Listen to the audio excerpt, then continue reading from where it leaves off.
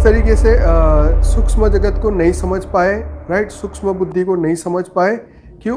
क्योंकि विश्वास नहीं है, परमात्मा के अस्तित्व पे विश्वास नहीं है, परमात्मा के ऊपर विश्वास नहीं है।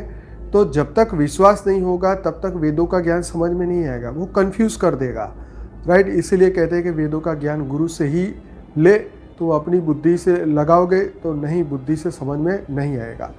तो वेदों के ऊपर के ज्ञान तो परमात्मा का ज्ञान है, राइट। तो वेदों से परे का ज्ञान तो परमात्मा का है, वो तो सीधे वही आके दे सकते हैं, और तो कोई दे नहीं सकता।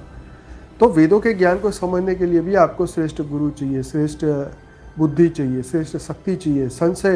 संशय हम इसलिए करते हैं क्योंकि हमारी बुद्धि समझ नहीं पाती, क्योंकि हमें सूक्ष्म शरीर का अनुभव नहीं है, सूक्ष्म दुनिया का अनुभव नहीं है, सूक्ष्मता के ऊपर हमें खुद को हमारे पे विश्वास नहीं है, राइट। तो आइए शुरू करते हैं इसके ऊपर थोड़ा सा आर्टिकल।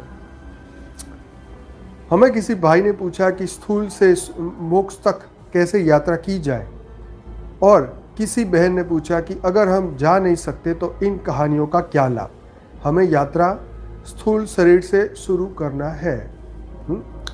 तो देखो ये बहुत सही है, स्थूल से मोक्ष तक की कैसे यात्रा की जाए, और अगर हम नहीं जा तो इस कहानियों का क्या फ़ायदा। तो भाई ये कहानियाँ ही आपको इंस्पायर करेगी इस यात्रा को आगे बढ़ाने के लिए, और इसी से आपकी सूक्ष्म यात्रा शुरू होगी। तो प्रथम हम सूक्ष्म तक ही जाने पर सारा ध्यान केंद्रित करें, तभी आगे की यात्रा संभव है।